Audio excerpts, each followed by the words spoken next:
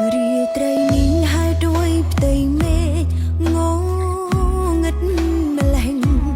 បាត់ដួងច័ន្ទធ្លាប់រៀងបាត់ទាំងវងតារាបាត់មនុស្សម្នាក់ដែលធ្លាប់សាសងធ្លាប់ឆាតធ្លាប់ខលចោចា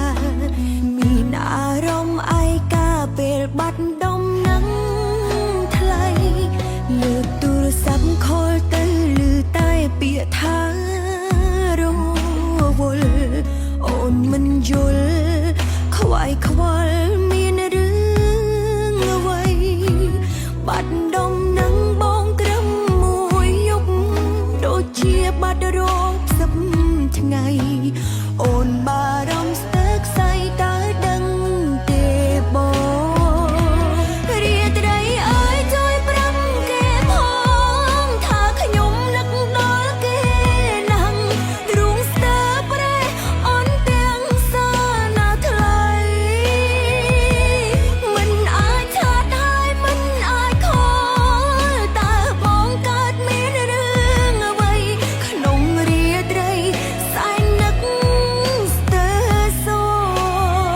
កបើក Facebook ឃើញតែពាក្យគេសរសេរត្រាម៉ា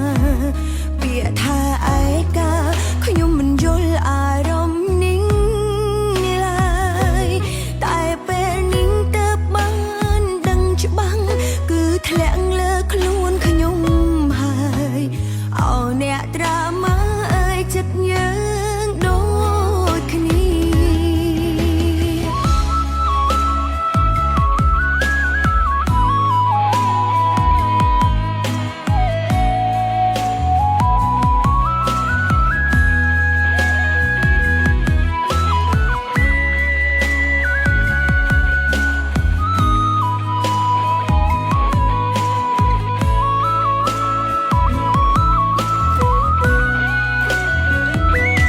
លើកទូរស័ព្ទខលទៅឮតែពាក្យថា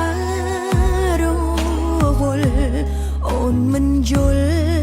ខ្វាយខ្វល់មានរឿងអ្វីបាត់ដុំនឹងបងក្រឹមមួយយប់ដូចជាបាត់រោគសឹបថ្ងៃអូនបារម្ភស្ទើរខ្សែតើដឹងទេបងរាត្រីអើយជួយប្រាំគេផងថាខ្ញុំនឹកដល់គេណាស់ទ្រូងស្ទើរប្រេះអូនទាំងសាណាថ្លៃមិនអាចឆាតហើយមិនអាចខលតើបងកើតមានរឿងអ្វីក្នុងរាត្រីសែននឹកស្ទើរសោកបើក Facebook ឃើញតែពាក្យគេសរសេរ